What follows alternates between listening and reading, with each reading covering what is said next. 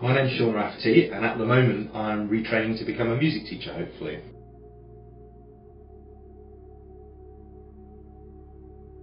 So I had a relatively turbulent childhood. I was raised through the care system, in and out of care, back with mum. That went on for years, lots of different foster parents, children homes, things like that.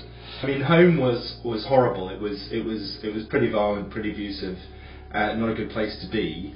And actually, even when I was in foster care, I wasn't particularly lucky with the foster parents I had. So they were certainly a lot better than being at home with my mum, but they weren't particularly happy environments either. The thing that was so disruptive is mum would kind of pull herself together and then pull us back out of the care system. Actually, she wasn't in my view, she wasn't in a fit state to raise us. I always enjoyed school, but I don't think I did terribly well. I mean, I was quite late learning to read and write. My language skills were okay, but academically I wasn't good, and I think that was not because I wasn't clever. It was because I was very distracted, very disruptive, very uncomfortable in the environment. Between the age of 7 and 8, my mum actually kept me off school for a whole year, so I wasn't doing really well, and then I missed a whole year's worth of school, which has a huge kind of impact. And so by the time, this was in the olden days where you had primary school, middle school and then high school, so by the time I got to middle school I wasn't doing very well, and certainly in the last year of middle school you used to have to take exams to establish what stream you would go into when you went up into high school. And I was assessed as, the word that was used at the time charmingly was remedial, which meant I was not going to be able to do any O-levels, and I was put in the bottom sets for nearly everything. For reasons I never understood, my mum came home with a second-hand piano, and I just had to kind of play with it and really liked it, and quickly found I was kind of making tunes and things. And so when I went back to school, I started messing about on the school pianos, and sooner or later the music teacher, Mr. Cave, kind of started talking to me about it and realised I was interested in music and maybe had a bit of talent. And we talked about instruments, and as a result of that I started to learn the flute, and it kind of changed everything for me, because I suppose at that point I was pretty isolated. I wasn't performing well at school, very disruptive family life, no friends, we'd moved around the country a lot, so no real kind of roots. And school music at that point, it just gave me a kind of focus for being more of a part of the life of the school rather than just trying to do that academically. And also I started to make friends because of the other kids who were doing music.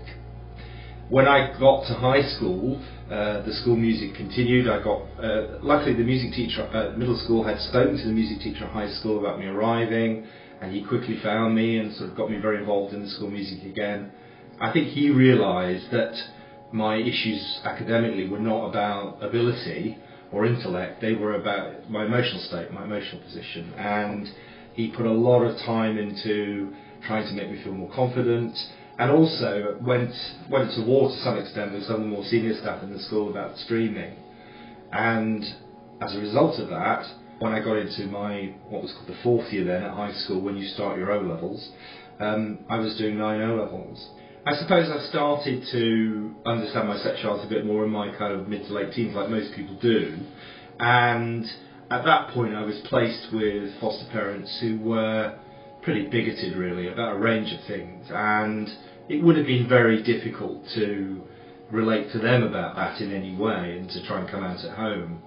I think what being involved in the music did was it just gave me a lot more confidence to be myself, and also I think I found a group of friends who were just a lot more kind of open and accepting. I mean, this was the early 80s, and so societally it wasn't as easy as it is now. We were also in the middle of Clause 28 and all those sorts of things, and HIV scares, and it was a very difficult time. But by the time I got into my sixth form, I was reasonably confident about being myself at school. And then when I got to university, I really had no problem just coming out and being myself.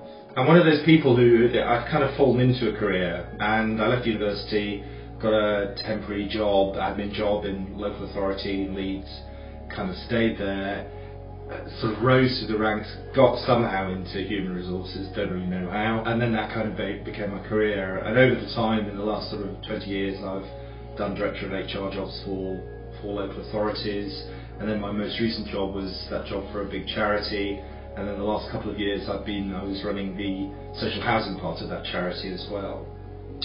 So it was really just, it's being around a lot of graphic violence and alcoholism and abuse, and that has a huge impact.